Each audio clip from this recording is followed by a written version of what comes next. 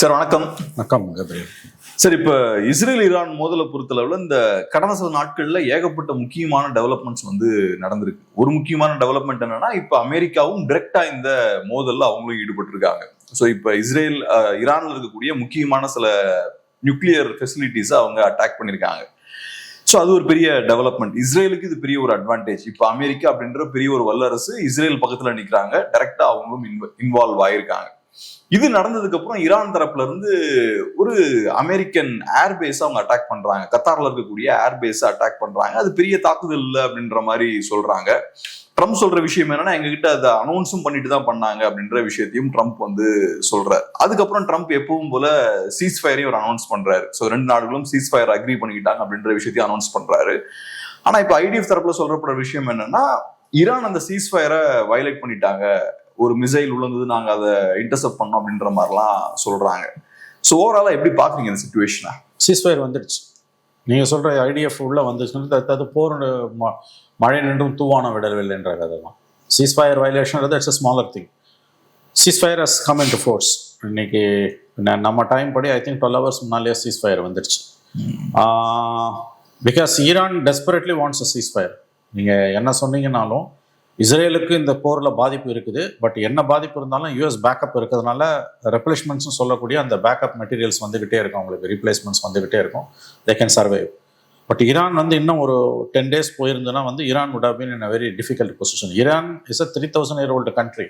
ஆனால் இன்னைக்கு இருக்க மாடர்ன் டே இதில் they will be in a very serious trouble. ரொம்ப சீரியஸான இஷ்யூ ஈரானுக்கு வந்திருக்கும். அந்த அதாவது இந்த 3 நியூக்ளியர் சைட்ஸ் அட்டாக் பண்ணதில் எவ்வளோ தூரம் அந்த நியூக்ளியர் எக்யூப்மெண்ட்ஸு யுரேனியம் என்ரிச்மெண்ட் ஆனதெல்லாம் பாதிக்கப்பட்டதுன்றதை பற்றி ஆக்சுவல் ஃபிகர்ஸில் அதை பற்றி நம்ம பேசுவோம். அது செகண்ட் முக்கியமான இஷ்யூ. அதுக்கு முன்னால் இந்த 12 நாள் சண்டேல huge losses for Iranian infrastructure. அவங்களோட தளபதிகள் கொல்லப்பட்டிருக்காங்க, நியூக்ளியர் சயின்டிஸ்ட் கொல்லப்பட்டிருக்காங்க. கமேனி பங்கருக்கு போயிட்டார். ஏன்னா நான் with technology available US and Israel நினைச்சாங்கன்னா தே வில் டேக் அவுட் டெஃபினட்டாக கமேனியை கொண்டுட முடியும். அதனால தான் அவர் சக்ஸஸர்ஸையும் அனௌன்ஸ் பண்ணிட்டாரு. Iran is actually in a very serious condition. இந்த வாரில் இன்னைக்கு பாதிப்பு ரொம்ப அதிகம். சீஸ்ஃபயருக்கான தேவை ரொம்ப அதிகம் யாருக்குன்னா ஈரானுக்கு தான், இஸ்ரேலுக்கு கிடையாது. ஏன்னா இஸ்ரேல் வார் மோட்ல போயிட்டாங்க. அங்கே உள்ள நிலைமை ரொம்ப மோசமாக தான் இருக்குது. நெத்தனியாஹு தான் பதவியை காப்பாற்றிக்கிறதுக்கு எந்த எல்லைக்கும் போவார். 70% இஸ்ரேலி மக்கள் போர் நிறுத்தம் வேணுன்றாங்க. பட் இஸ்ரேலி மிலிட்ரி எஸ்டாப்ளிஷ்மெண்ட் இந்த வாரம் இன்னும் நடத்தணும்னு தான் விரும்புகிறாங்க. பாதிப்புகள் இஸ்ரேலுக்கு இருக்குது, இல்லைன்னு சொல்லலை. ஏன்னா இரானியன் மிசைல்ஸ்லாம் அந்த அயன் டோம் பெனிட்ரேட் பண்ண முடியாதுன்ற அந்த மித்தெல்லாம் உடைச்சிருக்காங்க. பட் ஸ்டில் இஸ்ரேலோட பாதிப்புகளை யூஎஸ் பேக்கப் பண்ணுறதுனால கண்டிப்பாக அவங்களால தாங்கி இன்னும் சில மாதங்களை கூட இந்த சண்டையை நடத்த முடியும். வேற ஈரானால் நடத்த முடியாது. ஏன்னா அவங்களுக்கு பின்னாலேருந்து உதவுன யூஎஸ், ரஷ்யாவோ சைனாவோ கூட இன்னைக்கு பெரிய அளவில் எந்த ஹெல்ப்பும் பண்ணல. அவங்களுக்கு they were left to fend for themselves. தனியாகவே அவர்கள் தங்களை பார்த்து கொள்ளும்படி தவிக்க விடப்பட்டு விட்டார்கள். ஆகவே இந்த போர் நிறுத்தம் என்பது ஈரானுக்கு ரொம்ப ரொம்ப ரொம்ப தேவை. மூச்சு விட ஈரானுக்கு நேரம் கிடைத்திருக்கிறது. இன்னொன்னு என்னன்னா, இப்ப ஈரானுக்கு சண்டை போட வேண்டிய தேவையும் இப்ப இல்ல. ஏன்னா இப்ப அமெரிக்கா உள்ள புகுந்து நியூக்ளியர் ஃபெசிலிட்டிஸ் அட்டாக் பண்ணி போயிட்டான். சண்டை போட வேண்டிய அவசியம் இல்லை. ரெண்டாவது ரொம்ப முக்கியமான ஒரு விஷயம் என்னன்னா, பலருக்கும் தெரியாத விஷயம், ஜியாகிரபிக்கலி 2 ஆண்டு நாடுகள் கிடையாது. இப்போ இந்தியா பாகிஸ்தான் சண்டை வருதுன்னா எல்லைப்புறம் ஒன்னா இருக்குது, ஒட்டிக்கிட்டு இருக்குது. இங்கேருந்து அங்கே போகலாம், அங்கேருந்து இங்கே வரலாம். இந்தியாவுக்கும் சைனாவுக்கும் அந்த மாதிரி தான், இந்தியாவுக்கும் ஸ்ரீலங்காவுக்கும் அந்த மாதிரி தான். வேற இஸ்ரேலுக்கும் ஈரானுக்கும் நடுப்புற டிஸ்டன்ஸ் 2500 kilometers. நடுப்புற ஈராக்குன்னு ஒரு நாடே இருக்கு. ஸோ கம்ப்ளீட் ஏரியல் பாம்பிங்கில் மட்டும்தான், வான்வழி தாக்குதல் மூலம் மட்டும்தான், அதன் மூலமா ஏவுகணை தாக்குதல் ட்ரோன் மூலம் மட்டும்தான் சண்டை போட்டுட்டு இருக்காங்க. வித்தியாசமான சண்டை. ஸோ இது கம்ப்ளீட் ஏரியல் பாம்பிங் மூலமா நீங்க ஒரு நாட்டை சரண்டர் ஆக்க முடியாது. பல யுத்தங்களை தாங்கி தான் ஈரானும் நின்றுட்டு இருக்குது. ஆனால் மிக மோசமான நிலைமையில தான் ஈரானும் இருக்குது. இன்னைக்கு பொருளாதாரம் ரொம்ப பாதிக்கப்பட்டிருக்கு. ஏன்னா இன்டர்நேஷனல் சாங்ஷன்ஸ், அணு ஆயுதங்களை அவங்க உற்பத்தி பண்ற காரணத்தால கடந்த 20 ஆண்டுகளுக்கு மேலாக ஈரான் மீது தொடுக்கப்பட்டிருக்கக்கூடிய பொருளாதார தடைகள் ரொம்ப ஆச்சரியமான விஷயம். இந்த பொருளாதார தடைகளை தாண்டி ஈரான் என்று ஜீவித்திருப்பது, அது நாடு உயிரோடு இருப்பதற்கு காரணம் அந்த மக்களோட ரெசிலியன்ஸ் நம்ம சொல்லலாம். ஆனால் மிக மோசமான பொருளாதார நிலைமையில தான் ஈரான் இருக்குது. ஜனநாயகன்றது சுத்தமாக கிடையாது. பெண்களுக்கான உரிமைகள் மிகப்பெரிய அளவில் மறுக்கப்பட்டிருக்கின்றன. ஈரான் சொசைட்டி உங்களுக்கு ரொம்ப ஒரு மாதிரி எப்படி சொல்கிறோம், ஒரு சஃபகேட்டிங், ஒரு மூச்சுத்திணறல் உள்ள ஒரு சமூகமாக தான் அது இருக்குது. அடிப்படை மனித உரிமைகள் பெரிய அளவில் மீறப்படுகின்றன.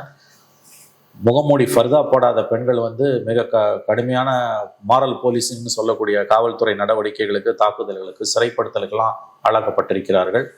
அங்கே வந்து பல பெண்கள் வந்து ஆயிரக்கணக்கான பெண்கள் தங்களுடைய ஃபர்தாக்களை வந்து போட்டு கொளுத்தி அந்த மூமெண்ட் எல்லாமே நடந்துட்டு இருக்குது. ஸோ அங்கே ஈரானும் உள்ளே இருக்கக்கூடிய சுச்சுவேஷன் ஒன்றும் பெருமைப்படுற அளவுக்கு, மனித உரிமைகளை காப்பாற்றுற அளவுக்குலாம் ஒன்றுமே கிடையாது. ஆனால் அது ஒரு தன்னாட்சி பெற்ற ஒரு நாடு, ஒரு சுய ஆதிக்கம் உள்ள நாடு, அவங்களுக்கு ஒரு சாவரனிட்டி இருக்குது. சர்வதேச சட்டங்களுக்கு எதிராக இஸ்ரேல் போய் ஈரானை தாக்குனது ஏற்றுக்கொள்ள முடியாதது, தவறு தவறு தவறு. ஆனால் ஈரான் உள்ள இருக்க நிலைமை, இன்னைக்கு இஸ்ரேலுக்குள்ள இருக்கக்கூடிய தனி மனித உரிமை ஈரானுக்குள்ள கிடையாது. அது முழுக்க முழுக்க பழமைவாதம் நிறைந்த ஒரு நாடு. அந்த பகுதியில் வந்து தீவிரவாதத்தை முழுவதும் ஏற்றுமதி செய்து கொண்டு இருக்கக்கூடிய நாடு. ஹமாஸ், ஹவுதீஸ், ஹிஸ்புல்லா எல்லாரும் ஈரானால வளர்க்கப்பட்டவர்கள். சவுதிஸ், ஜோர்டான், யுஏஇ, கத்தார், ஒமான் எல்லா நாடுகளும் இன்னைக்கு ஈரானுக்கு எதிராக தான் திரும்பி நிற்கிறாங்க. ஆகவே கடந்த 6 ஆண்டுகளாக 79 ஈரான் புரட்சி வெடித்த பிறகு, ஷா பஹல்லவி ரெஜிம் தூக்கி அடிக்கப்பட்ட பிறகு அங்கே ஏற்பட்டிருக்கக்கூடிய அடிப்படை மதவாத அரசியல் என்பது மனித உரிமைகளுக்கு எதிரானது. ஆனால் அவர்கள் எந்த போரையும் இதுவரைக்கும் துவங்கினது கிடையாது. இன்னைக்கு அணு ஆயுதங்களை அவங்க உற்பத்தி பண்றாங்கன்ற பெயரால தான் இந்த தாக்குதலை அமெரிக்கா நடத்தி இருக்குது. அதுல 3 அணு நிலையங்கள் மீது குண்டுகள் வீசப்பட்டிருக்கின்றன. அவருடைய ஆராய்ச்சி பல மாதங்கள் பின்னுக்கு தள்ளப்பட்டிருக்குதுன்னு சொல்றாங்க. அது எந்த அளவு உண்மைன்னு நமக்கு தெரியல. ஸோ இன்றைக்கு போர் நிறுத்தம் ஏற்பட்டிருப்பது என்பது வரவேற்கத்தக்கது.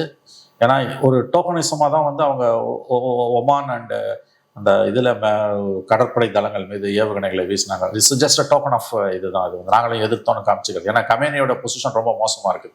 அவருக்கு ரொம்ப அதீதமான எதிர்ப்பு உள்ள வந்துகிட்டு இருக்குது. ட்ரம்ப் சொன்ன மாதிரி சொல்லிட்டு தான் அடிச்சிருக்காங்க.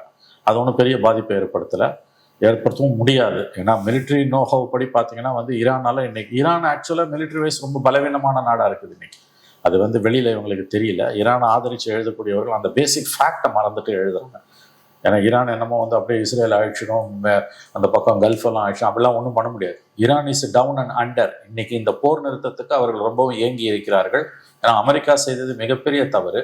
இன்னும் ஒரு வாரத்திலிருந்து 10 நாள் சண்டை நீடிச்சிருந்ததுன்னா இன்னும் மோசமான நிலைமைக்கு ஈரான் போயிருக்கும். அதனால தான் அவர்கள் உடனடியாக போர் நிறுத்தத்தை ஒப்புக்கொண்டிருக்கிறார்கள். இன்னும் டெஃபினட்டா 1 வீக்ல அவங்களால கன்டினியூ பண்ணிருக்க முடியாது. ஈரானால அவங்ககிட்ட மிசைல்ஸ் ரொம்ப கம்மியா தான் இருக்கு. டவுன் ஆயிடுச்சு. ஏங்க அவங்களுக்கு ஏர்ஃபோர்ஸே இல்லைங்க. இன்னைக்கு இருக்க மாடர்ன் டே வேர்ஃபேர்ல ஏர்ஃபோர்ஸே கிடையாது. ரெண்டாவது அவங்களோட ஏர் டிஃபென்ஸ் சிஸ்டத்தை எல்லாத்தையும் முதல் 2 நாள்ல இஸ்ரேல் வந்து கம்ப்ளீட்டா தகர்த்து எரிஞ்சிட்டான். ஸோ இன்னைக்கு ஏர் டிஃபென்ஸ் இல்லாம ஏரியல் சுப்ரமசி இல்லாம ஒரு நாடால இன்னைக்கு எந்த யுத்தத்தையும் ஜெயிக்க முடியாது. வான்வெளியில வந்து மேலாதிக்கம் இல்லாமல், விமானப்படையோட மேலாதிக்கம் இல்லாமல் ஒரு நாடு இன்று தன்னை காப்பாற்றிக் கொள்ளவும் முடியாது. இன்னொரு நாடை வந்து எதிர்த்து போரிடவும் முடியாது. இன்னைக்கு மிக மோசமான கண்டிஷன்ல தான் ஈரான் இருந்துட்டு இருக்குது. ஒரு விதத்துல இஸ்ரேலும் அமெரிக்காவும் தாங்கள் நினைத்ததை ஓரளவுக்கு நிறைவேற்றியிருக்கிறார்கள். இது தற்காலிகமாக இஸ்ரேலுக்கும் யுஎஸ்க்கும் கிடைத்த வெற்றி என்றுதான் நாம் பார்க்க வேண்டும். இந்த ஆர்குமெண்ட் எப்படி சார் பாக்குறீங்க? இப்ப இந்த சண்டைக்கான முக்கிய மைய காரணமே என்னன்னா, ஈரான் கையில அணு ஆயுதங்கள் போய் சேர்ந்துடக்கூடாது அப்படின்றதுதான். இப்ப வைக்கப்படக்கூடிய இன்னொரு ஆர்குமெண்ட் என்னன்னா, அமெரிக்கா கையில அணு ஆயுதம் இருக்கலாம், இஸ்ரேல் கையில அணு ஆயுதம் இருக்கலாம், பாகிஸ்தான் கையில இருக்கலாம், ஆனா ஈரான் கையில இருக்கக்கூடாதா? ஏன் அவங்களும் ஒரு நாடு, ஒரு சாவரின் நேஷன். ஸோ அவங்களுக்கு அந்த உரிமை இருக்கு, அதை மறுக்கலாமா? அது எப்படி பாக்குறீங்க? அது வந்து உலகம் அநீதியின் அடிப்படையில தான் நின்று கொண்டிருக்கிறது. டபுள் ஸ்டாண்டர்ட்ஸ் தான். இஸ்ரேலுக்கு வந்து இன்னைக்கு வெஸ்ட் ஏஷியான்னு சொல்லக்கூடிய மிடில் ஈஸ்ட், மத்திய கிழக்கு அல்லது மேற்காசியான்னு சொல்லக்கூடிய அந்த பகுதி முழுவதும் பார்த்தீங்கன்னா இஸ்ரேல்கிட்ட மட்டும்தான் அணு ஆயுதங்கள் இருக்குது, வேறு எந்த நாட்டுக்கிட்டையும் இல்லை. இப்போ வடகொரியா கிட்ட இருக்கிறதால தான் இவனுங்களால் அடிக்க முடியல. பாகிஸ்தான்கிட்ட இருக்குது. பாகிஸ்தான்கிட்ட அணு ஆயுதம் இருக்கிறதால தான் இந்தியா பாகிஸ்தான் மோதல் எப்போ வந்தாலும் சர்வதேச சமூகம் கிளர்ந்து எழுந்து வந்து 2 பேரும் சண்டை போடாதான்னு சொல்கிறான். ஐரோப்பாவில் வந்து பிரான்ஸுக்கிட்ட இருக்குது, இங்கிலாந்து கிட்ட இருக்குது, ரஷ்யா கிட்ட இருக்குது, சைனா கிட்ட இருக்குது, இந்தியா கிட்ட இருக்குது, அமெரிக்கா கிட்ட இருக்குது. ஆனால் ஈரானுக்கிட்ட மட்டும் இருக்கக்கூடாதுன்றது எந்த விதத்தில் நியாயம்னா, அந்த அநீதியில தான் உலகம் நிற்குது, டபுள் ஸ்டாண்டர்ட்ஸ் தான் நிற்குது. நான் இப்போ இந்த பிரச்சனைக்கு வருவோம். இன்னைக்கு வந்து அமெரிக்கா நேரடியாக போரில் தலையிட்டு, அதாவது இஸ்ரேலோட போருக்கான காரணம் அவங்களோட நியூக்ளியர் எஸ்டாப்ளிஷ்மெண்ட். இன்னும் கொஞ்ச நாளில் அவங்க வந்து அணு ஆயுதங்களை உற்பத்தி பண்ணிடுவாங்க. ஏன்னா வந்து பீஸ்ஃபுல் பர்பஸஸ்க்காக, மின்சார தேவைக்காக தான் அவங்க அணுசக்தியை உற்பத்தி பண்ணுறாங்கன்றதை ஏற்றுக்கொள்ள முடியாதுன்னு சொல்லி தான் இஸ்ரேல் இந்த தாக்குதலை தொடுத்தது. அமெரிக்கா இந்த போரோட 8வது நாள்லேயே என்னமோ வந்து அங்கே இருக்கக்கூடிய 3 அணு மின் நிலையங்கள் மீது தன்னுடைய குண்டுகளை போட்டிருக்குது. அதில் ஃபொரோடான்ற அந்த இடத்துல இருக்கக்கூடிய மின் நிலையம் தான் வந்து 200 மீட்டருக்கு மலை புகைகளுக்கு கீழே 90 மீட்டர் நினைக்கிறேன். 90 மீட்டரும் அது கீழே இருக்கக்கூடிய ஒரு இடம்.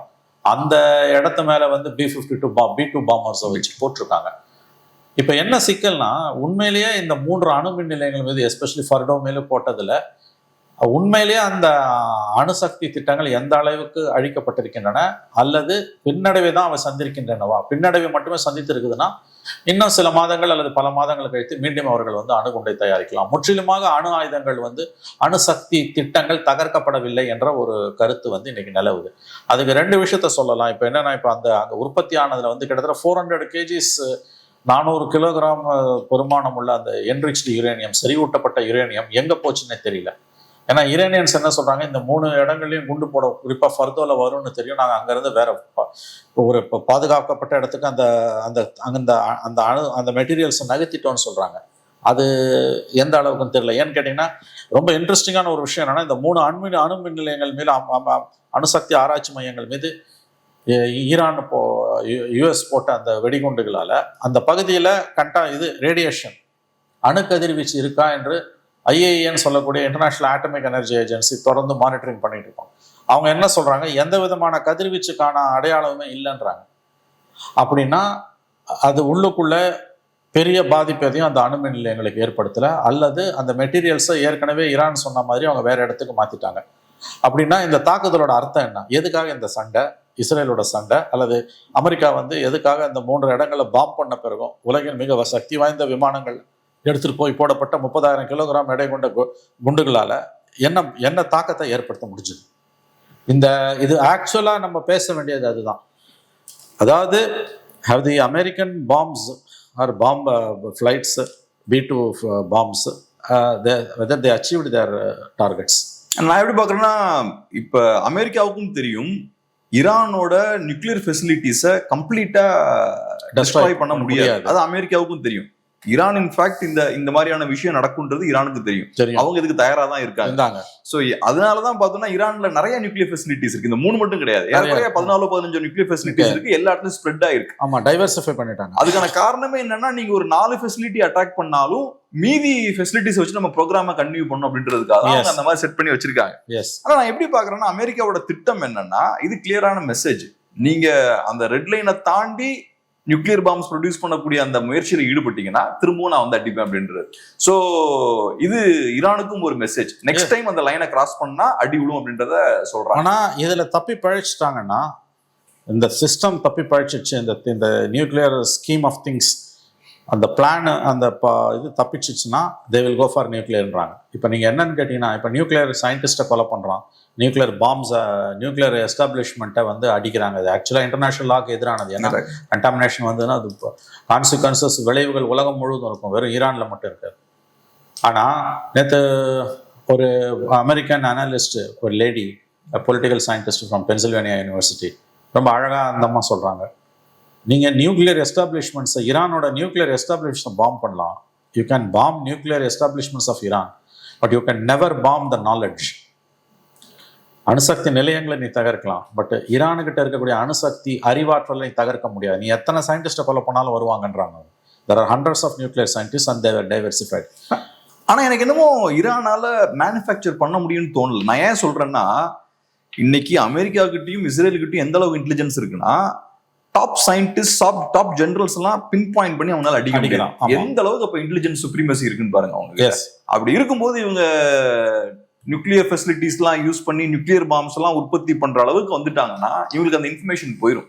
இப்ப திரும்ப வந்து அட்டாக் பண்ணுவாங்க. இல்ல, திரும்ப அட்டாக் பண்றதுக்கு வாய்ப்பு இருக்கு, நான் மறுக்கல. But when you have the spread of knowledge, American சுப்ரமசியும் அந்த சுப்பீரியர் இன்டெலிஜென்ஸும் எப்பயுமே கை கொடுக்கும்னு சொல்ல முடியாது. ஏன்னா இப்போ அவங்க என்ன சொல்றாங்கன்னா, ஒரு முக்கியமான பாயிண்ட் இப்போ டெவலப்மெண்ட் என்ன வருதுன்னு கேட்டீங்கன்னா, what happen to that enriched uranium? இந்த பாம்பில் வந்து அது டெஸ்ட்ராய் ஆயிருந்ததுன்னா ரேடியேஷன் காட்டும், அப்படி இல்லைன்னா அது எங்கே போச்சு? வாட் ஹேப்பன் டு தட் அந்த யுரேனியம் என்ன ஆச்சுன்றது, செறிவூட்டப்பட்ட யுரேனியம், என்ரிச்டு யுரேனியம் இப்போ எங்கே இருக்கு? உன்னோட பாம்ஸில் அது டெஸ்ட்ராய் ஆயிருந்ததுன்னா இதில் வந்து ஏரில் வந்து அது காட்டும். டெஃபினட்டாக வந்து உங்களுக்கு வந்து கண்டாமினேஷன் லெவல்ஸ், ரேடியேஷன் லெவல்ஸ் வந்து உங்களுக்கு ஒன்று ஞாபகம் வச்சுக்கோங்க, ரேடியேஷன் லெவல்ஸை கண்டினியூஸாக மானிட்டர் பண்ணிகிட்டே இருப்பாங்க. ஐஏஏ மானிட்டர் பண்ணிட்டு இருக்கோம், யூஎஸ் இன்டெலிஜென்ஸும் மானிட்டர் பண்ணிட்டு இருப்போம். இவன் புழுகுனா கூட ஐஏஏ வந்து கரெக்டாக அதை சொல்லுவான். தட் மச், அதாவது 60%க்கு மேலே வந்து அவங்க அதை என்ரிச் பண்ணிட்டான்றாங்க. பிட்வீன் 60% அண்ட் 90% வந்து அந்த ட்ராவல் டைம் வந்து ரொம்ப கம்மியாக, இந்த சென்ஸ் தட் நீங்கள் 0லேருந்து 60%க்கு வரத்துக்கு எடுக்கக்கூடிய டைம் ஃப்ரேம் இருக்கு இல்லையா என்ரிச்மெண்ட்டுக்கு, அது பிட்வீன் 60 to 90 கம்மின்றாங்க. அண்ட் வெப்பன்ஸ் கிரேடுக்கு போகிறதுக்கு வந்து time frame is very very limited தான். They are just few months away from becoming a nuclear power. அதனால தான் இவன் அடிச்சிருக்கான். ஓகே, நீ அடிச்சான்னு சொல்கிற, 3 நியூக்ளியர் பிளான்ட் அடிச்சான்னு சொல்கிற. நான் what happen to that 400 kilogram enriched uranium என்ன ஆச்சு? அது டெஸ்ட்ராய் ஆயிருந்ததுன்னா ரேடியேஷன் லெவல்ஸ் இருக்கும். அது டெஸ்ட்ராய் ஆகலைன்னா அது அங்கே இருக்குதா அது வேற எங்கேயாவது இருக்குதா? ஏன்னா அப்பர் சர்ஃபேஸ் வந்து மேலே வந்து டேமேஜ் ஆயிருக்குன்னு தான் சொல்கிறான் சேட்டலைட் இமேஜஸில். பட் இன்சைடு என்ன நடந்ததுன்றது தெரியல. இன்சைடும் டேமேஜ் ஆயிருக்க வாய்ப்பு இருக்குன்றது தான் ஒரு ஸ்கூல் ஆஃப் தாட். என்ன கண்டிப்பா டேமேஜ் ஆயிருக்கு, ஏன்னா அந்த பவர் சிஸ்டம்ஸ்லாம் டவுன் ஆனதால வந்து அங்கே அது இருக்காது அப்படின்னு. ஏன்னா 14 பங்கர் பஸ்டர் பாம்ஸ் ட்ராப் பண்றாங்கன்னா அது பெரிய விஷயம். ஆமா, ஓகே. இப்போ நீ 14 பங்கர் பஸ்டர்ஸ் 30 டாமஹாக் க்ரூஸ் மிசைல்ஸ் அடிச்சிருக்காங்க. அது உண்மைன்னா அந்த செறிவூட்டப்பட்ட 400 கிலோகிராம் யுரேனியம் எங்க போச்சு? அவங்க ரிமூவ் பண்ணிருப்பாங்க அதுக்கு முன்னாடி. ஏன்னா அதுக்கு சேட்டலைட் இமேஜஸ் எல்லாம் காட்டினாங்களா, அந்த வண்டி எல்லாம் வந்துட்டு போனதா. அப்படி ரிமூவ் பண்ணிருக்காங்கன்னா அது எங்க போச்சு? அப்ப still they got plenty of scientists. அதுதான் அவன் சொன்ன மாதிரி வந்து you can bomb the establishments and physical structures infrastructure, but you can't bomb the knowledge. இது ரொம்ப முக்கியமான ஒரு விஷயம். இன்னொன்று என்ன சொல்றாங்கன்னு கேட்டீங்கன்னா, அது வெரி இன்ட்ரெஸ்டிங் தியரி. அதாவது அன்னைக்கு இந்த சம்பவம் நடந்தப்பே, அதாவது first wave of US bombing நடந்தப்பே, அதாவது நவ் இப்போ அந்த பிராந்தியத்தில் இருக்கக்கூடிய Saudi Arabia, Turkey and Egypt 3 முக்கியமான countries, they are thinking that final peace நமக்கு வேணும்னா நியூக்ளியர் வெப்பன்ஸ் தான். நம்ம ஈராக்கை வந்து 2002 அடிச்சு காலி பண்ணாங்க. லிபியாவை, ஆப்கானிஸ்தான் 2001, ஈராக் 2003, லிபியா 2011, சிரியா 2024. நீங்கள் ஆப்கானிஸ்தானை விட்டுட்டு பார்த்தீங்கன்னா இந்த 3 வெஸ்ட் ஏஷியாவில் வந்து கம்ப்ளீட்டாக வந்து இன்றைக்கி வந்து அமெரிக்கன் சுப்ரமசி தான். சைனீஸ் அண்ட் ரஷ்யன் இன்ஃப்ளூயன்ஸ் உள்ள ஸ்டேட்டுன்னு பார்த்தீங்கன்னா லாஸ்ட் வால் வந்து Iran. Now that is getting collapsed. இது then another school of thought, Saudi Arabia, Turkey and Egypt. நமக்கு இன்னும் 10 வருஷம் பொறுத்து இது நடக்கக்கூடாது, 20 வருஷம் பொறுத்து இதே தான் நமக்கும் செய்வோம் இஸ்ரேலும் யூஎஸ்னா, நம்மக்கிட்ட நியூக்ளியர் வெப்பன்ஸ் வேணும். So why can't we go for nuclear energy? இந்த ஸ்கூல் ஆஃப் தாட் வந்து slowly started emerging in these 3 கண்ட்ரிஸ்ன்றாங்க. இது ரொம்ப நேசன்ட் ஸ்டேஜில் இருக்குது. பட் இந்த வாரோட ஒரு இன்னெவிட்டபிள் ரெப்பர்கஷன்றது, அதாவது நான் நியூக்ளியர் ஸ்டேட்ஸாக இருக்கக்கூடிய இந்த 3 கண்ட்ரிஸ், எஸ்பெஷலி தீஸ் 3 கண்ட்ரிஸ், நம்ம why can't we go for இட்ன்றது அவங்க அந்த ஒரு ஸ்கூல் ஆஃப் தாட்டுக்கு வந்திருக்காங்க. எந்த கண்ட்ரிலாம் சொல்றீங்க? Iran, Saudi Arabia, Turkey, Egypt. ஆனால் நான் எப்படி பார்க்குறேன்னா சார், மிடில் ஈஸ்ட்ல நியூக்ளியர் ஃபெசிலிட்டிஸ் வந்து நியூக்ளியர் பாம்ஸ் யார் கையிலையும் போகாம பார்த்துப்பாங்க அமெரிக்கன்ஸ். அதுக்கான காரணம் என்னன்னா, நியூக்ளியர் பாம்ஸோட கேரக்டர் என்னன்னா, பலவீனமா இருக்கக்கூடிய பார்ட்டி கையில அதிகப்படியான ஸ்ட்ரென்த் அது கொடுத்துரும். பாகிஸ்தானுக்கு பெரிய ஒரு பலமா இருக்கு நியூக்ளியர் பாம்ஸ், நார்த் கொரியாவுக்கு பெரிய பலமா இருக்கு, ரஷ்யாவுக்கு ஒரு பெரிய பலமா இருக்கு. அமெரிக்கா என்னதான் பெரிய சூப்பர் பவரா இருந்தாலும் ரஷ்யாவை ரொம்ப புஷ் பண்ண முடியாது. ஏன்னா அவன் ஒரு மேசிவ் நியூக்ளியர் பவரா அதை யூஸ் பண்ணிடுவான். ஸோ அந்த வகையில இப்ப ஈரான் கையில நியூக்ளியர் பாம் கிடைச்சிருச்சுன்னா ஆக்சுவலா அது நல்லது, ஒரு ஸ்டேட்டஸ்கோ கிரியேட் ஆகும். இஸ்ரேல் வந்து அவனுக்கு பிடிச்ச மாதிரிலாம் ஆட்டம் போட்டுட்டு இருக்க முடியாது. ஆனா அமெரிக்காரங்களுக்கு அது நெகட்டிவா அமையும். அமெரிக்காவுக்கு இஸ்ரேல் இப்படி இருக்கிறது நல்லது, ஃப்ரீயா புகுந்து எல்லா இடத்துலயும் அடிக்கிற அந்த ஸ்ட்ரென்த் இஸ்ரேல் கையில இருக்கிறது அவங்களுக்கு நல்லது. ஸோ அதனால மிடில் ஈஸ்ட்ல நியூக்ளியர் பாம்ஸ் யார் கையிலையும் போய் சேர்ந்துடாம இருக்கிறத அவங்க விரும்புவாங்கன்னு நினைக்கிறேன். அது அளவும் பண்ண மாட்டாங்கன்னு நினைக்கிறேன். இல்லை அப்படி நீங்க, அதாவது இது எதுலையுமே ஃபைனல் வேர்டுன்னு கிடையாது. இதில் நீங்கள் ஒன்று புரிஞ்சுக்கணும். நான் சொல்றது வந்து after Iran was attacked by US and Israel, இவ்வளோ நாளாக வந்து ஒரு இன்டைரக்ட் அண்டர்ஸ்டாண்டிங் ஈரானோட யூஎஸ்க்கு இருந்தது. 1979 ரெவல்யூஷனுக்கு பிறகு அந்த 52 ரெஃப்யூஜிஸை பிடிச்சி பிரசிடென்ட் கார்ட்டரோட அட்டம்ஸ் எல்லாம் ஃபெயிலியர் ஆகிற ஹோஸ்டேஜஸை ரெஸ்கியூ பண்ணுறதுல. அதுக்கு பிறகு வந்து 1980 நீங்கள் பார்த்தீங்கன்னா பிட்வீன் 80 and 88 ஈராக் வார். அதுக்கு பிறகு பார்த்தீங்கன்னா கூட நீங்கள் வந்து there is a tacit understanding ஈரானுக்கும் யூஎஸ்க்கும் இருந்துகிட்டே தான் இருந்தது. இன்ஃபேக்ட் 2001 செப்டம்பர் 11 அட்டாக்கு பிறகு Iran helped US in a major way to hunt down al Qaeda அந்த ரீஜனில். பெரிய அளவில் அவங்க இது பண்ணிக்கிட்டே தான் இருந்தாங்க. இப்போ இந்த இன்சிடென்ட்டுக்கு பிறகு சவுதீஸ், ஈஜிப்ட் அண்ட் டர்க்கி, எஸ்பெஷலி சவுதீஸ்க்கு வந்திருக்கக்கூடிய ஃபீலிங் வந்து என்ன சொல்கிறாங்கன்னா, வி ஷுட் கோ. அதாவது நாளைக்கோ நாளை மறுநாளோ இல்லை, அந்த ஸ்கூல் ஆஃப் தாட் வந்து எமர்ஜ் ஆகுது. இதோட லாங் டேர்ம் ரெப்பர்கஷனாக அது இருக்கும். அஃப்கோர்ஸ் அவ்வளோ சீக்கிரமாக அமெரிக்கன்ஸ் வந்து ஓன்ட் அலவ் சவுதீஸ். ஏன்னா சவுதி வந்து அமெரிக்காவோட அம்பர்லா கீழே தான் அவங்க இருக்குது, கம்ப்ளீட்டாக அவங்க அம்பர்லாவில் தான் இருக்காங்க. அவங்களோட பேசஸ் அங்கே இருக்குது. அவ்வளோ சீக்கிரம் விட்டு கொடுக்க மாட்டான். இஸ்ரேலை பேம்பர் பண்ணுற மாதிரி தான் சவுதிஸையும் பேம்பர் பண்ணுறோம். பட் ஒரு இன்னவிட்டபிள் கான்சிக்வன்சஸாக அதர் கண்ட்ரிஸ்க்கு இந்த ஃபீலிங் வருது. அதாவது வந்து why can't we go for nuclear energy. அப்படி யாராவது நினைச்சாங்கன்னா அவங்க ஈரான் மாதிரி வந்து பீஸ்ஃபுல்லாக பல வருஷம்லாம் ஒர்க் பண்ணணும்னு அவசியமே கிடையாது. There are countries which will help to gain the knowledge. அது ஃபார் எக்ஸாம்பிள் நார்த் கொரியாவை ஹெல்ப் பண்ணுவான்றாங்க, சைனீஸ் கேன் ஹெல்ப். ஏன்னா இந்த வாரோட இன்னொரு இன்னவிட்டபிளான விஷயம் என்னன்னு கேட்டிங்கன்னா கெப்ரியல், ரஷ்யன் அண்ட் சைனீஸ் இன்ஃப்ளூயன்ஸ் வந்து வெஸ்ட் ஏஷியாவில் கணிசமாக குறைஞ்சி போச்சு. ஈரானில் கணிசமான அளவுக்கு வந்து சைனீஸ் இன்வெஸ்ட்மெண்ட்ஸ் இருக்குது. அவன் இந்த விஷயத்த சைட்ல இருந்து தான் வேடிக்கை பார்க்குறான். பெரிய அளவில் இன்வால்வ் பண்ண விரும்பலை. சைனீஸும் ஆகட்டும், ரஷ்யன்ஸ் ஆகட்டும். அவனுக்கு உக்ரைனே இவனுக்கு வந்து 26 தாய்வானை பிடிக்கிறதுக்கு இதுலேருந்து நிறைய பாடம் கற்றுக்கிறான்றாங்க. ஸோ இந்த 2 மேஜர் பவர்ஸும் இந்த வாரில் வந்து ரஷ்யா அண்ட் சைனாக்கு இஸ்ரேலோட யூஎஸோட கை ஓங்கிறது வந்து அவங்களுக்கு வந்து ஒரு பாசிட்டிவான டெவலப்மெண்ட்டாக இல்லை. But they're waiting on the wings. எப்படி பார்த்தாலும் இதில் வந்து இந்த 12 டே வார் இதில் வந்து கண்டிப்பாக வந்து ஈரான் வந்து பெரிய அளவில் சேதாரத்தை சந்திச்சிருக்குது. இஸ்ரேலுக்கு பெரிய சேதாரம் இருக்குது. இஸ்ரேல் சொசைட்டி வந்து ரொம்ப சஃபகேட் ஆகிட்டு இருக்குது. தான் பவரில் இருக்கிறதுக்காக நெத்தன்யாஹூ பர்பச்சுவலாக வார் மோட்லேயே கண்ட்ரி இருக்கணும்னு விரும்புகிறாரு. வேற 70% of the Israelis want peace. But first round went to Israel. இந்த ஃபர்ஸ்ட் ரவுண்டு நம்ம எடுத்துக்கிட்டோம்னா இஸ்ரேல் ஈரானோட இந்த 12 நாள் சண்டையை if you take it as a first round, undoubtedly first round is a victory for Iran and US, Israel and US தான். இந்த சண்டையில் கண்டிப்பாக இந்த முதல் ரவுண்டில் வெற்றி வந்து இஸ்ரேலுக்கும் அமெரிக்காவுக்கும் தான் கிடச்சிருக்குது. சப்சிக்வெண்ட் ரவுண்ட்ஸ் என்ன ஆகும்னு சொல்ல முடியாது.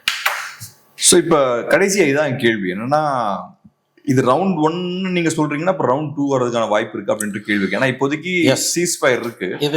இதுக்கு மேல சண்டை போடுற ஸ்ட்ரென்த் ஈரானுக்கு இருக்கா? ரெண்டாவது தேவை இருக்கா? தேவையும் இல்லைன்னு தோணுதுல.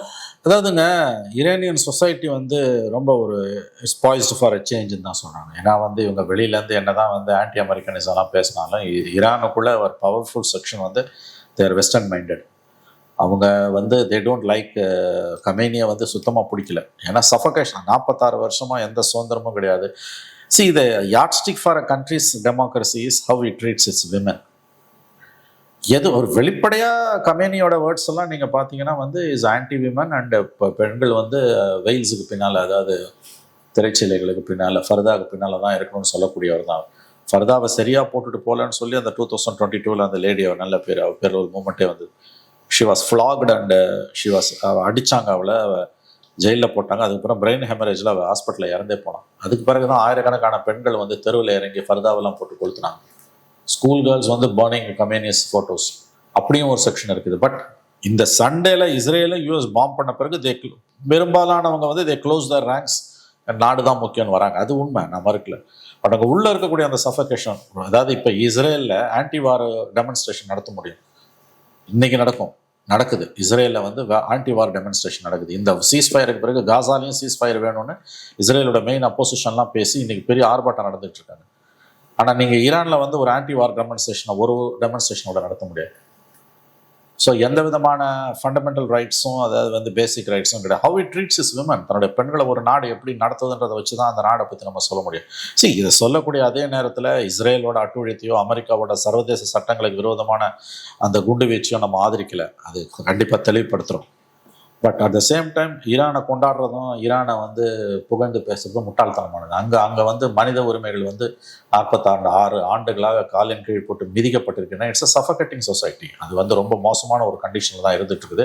இந்த வாரம் வந்து 20 வருஷமா இன்டர்நேஷனல் சாங்ஷன்ஸ், அதில் வந்து சர்வதேச பொருளாதார தடைகளால் எதோ தப்பி போயிட்டு இருக்காங்க. இந்த வாரம் இன்னும் ஒரு வாரம் தொடர்ந்துருந்துன்னா கூட வந்து ஈரானோட கொலாப்ஸ்ட். இப்போதைக்கு இது நல்லதுங்க. Cheese fire is good. கண்டிப்பா வேற வழியே இல்லை. பட் ஃபர்ஸ்ட் முடிஞ்சதுன்னு நினைக்கிறேன். இல்லையா, முதல் முடிஞ்சது. எனக்கு என்னமோ அப்படிதான் தோணுது. இவங்களால வந்து இஸ்ரேல வந்து முழுக்க கண்ட்ரோல் பண்றது Americans. It's a pet dog of US. Israel என்பது வந்து அமெரிக்காவோட வளர்ப்பு நாய். அது யாரை வேணா போய் கடிக்கும். இஸ்ரேலுக்கு என்ன பிரச்சனை வந்தாலும் அமெரிக்கா அதை ப்ரொடெக்ட் பண்ணுவாங்க. இந்த வாரில் இஸ்ரேலுக்கு நிறைய ப்ராப்ளம்ஸ் இருக்குது. But Israel will recoup and US support இருக்கிறதுனால அவனால் இன்னும் பல மாதங்கள் கூட சண்டையை நடத்த முடியும். ஈரானால் நடத்த முடியாது. ஒரு நாடு கூட வெளிப்படையாக ஈரானை சப்போர்ட் பண்ணல. ஸோ இது கண்டிப்பாக நான் ஃபர்ஸ்ட் ரவுண்டுன்னு பார்க்குறேன். ஏன்னா ட்ரம்ப் பிரசிடென்ட் ஆன பிறகு முறையாக இந்த சண்டை வந்திருக்குது. அதனால் I call it as a first round. First round undoubtedly it's a victory for Israel and US. ஈரானுக்கு வந்து மிகப்பெரிய பின்னடைவு தான். ஆனால் அவங்களுடைய நியூக்ளியர் ரொம்ப முக்கியமான இன்னொரு விஷயத்தை பதிவு பண்ணணும். அவங்களுடைய அணுசக்தி திட்டங்கள் முற்றிலுமாக அழிக்கப்பட்டனவா என்றால் பதில் இல்லை என்று தான் வரும். ஏன்னா அதில் நிறைய தியரிஸ் இருக்குது. இன்னைக்கு கூட ஹிந்துல சென்டர் பேஜ் ஆர்டிக்கல் ஒரு lady, I think she's an Iranian lady, லண்டனில் வந்து ரிசர்ச் ஸ்காலர் போல், அவங்களோட கட்டுறப்படி பார்த்தீங்கன்னா வந்து ரொம்ப வாஸ்ட் ஸ்கேலில் டைவர்சிஃபை ஆகி இருக்குது அந்த அவங்களோட ரிசர்ச். இண்டிவிஜுவல்ஸ் வித் நியூக்ளியர் நாலேஜும் வந்து டைவர்சிஃபைடு பிளேசஸில் இருக்காங்க. அமெரிக்கன் பாம்பிங்ஸ் வந்து அதை கிளியர் பண்ண முடியாது, ஒன்லி டாக்ஸ் அண்ட் டிப்ளமசி தான் பண்ண முடியுன்றாங்க அவங்க. ஸோ இதில் தப்பி பழிச்சிட்டாங்கன்னா அவங்க வந்து கண்டிப்பாக வந்து they will go for nuclear energy and they go for nuclear weapon. அதனால தான் நான் சொல்லுவேன் திஸ் இஸ் ஃபர்ஸ்ட் ரவுண்ட். ஒருவேளை இன்னும் 6 months பொறுத்து அல்லது 9 months பொறுத்து மறுபடியும் அந்த ரிசர்ச் போகுது அப்படின்னா மறுபடியும் பாம்பு பண்ணுவோம், அதில் எந்த சந்தேகமும் கிடையாது. ஆனால் அப்போ இந்த மாதிரி அவங்க வந்து வல்னரபிளாக இருப்பாங்களா அல்லது அவங்க ஸ்ட்ராட்டஜியை மாற்றுவாங்களான்றது தான் it's $1 million question. But undoubtedly this is first round and the first round has gone to Israel and US தான். இது முதல் சுற்று. இந்த முதல் சுற்றுல வெற்றி இஸ்ரேலுக்கும் அமெரிக்காவுக்கும் தான் நம்ம எடுத்துக்கணும். அதான் யதார்த்தம். ரொம்ப நன்றி சார். பிஸியான டைம்ல அருமையான ஒரு பேட்டி கொடுக்குறோம். நன்றி.